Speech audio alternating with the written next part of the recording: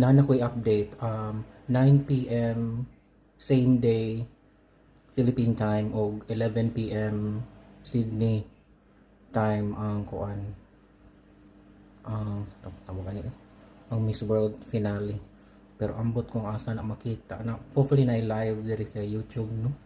So mo ni nindot unta kung na live diri sa YouTube, pero mag Google i-search lang nato na sa Google. Natakdan mo kung Google. Muna siya. So feeling na ako hopefully ako na ako'y feel kung na makakuan man ko kung okay. Pero di man ko na ko i-verbalize, so basig hopefully dili ma-jinx.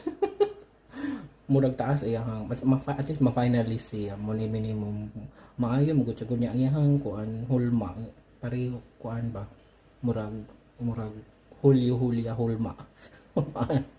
Ano physicality ana kay mo mong gunay una nga makuan mo ma-judge sa tao ang physical man after na makuan ka ma-encourage ka mo na siya mo na importante pud ang kanang kuan presentation of self bitaw mo na kita nga mo dili ingon ana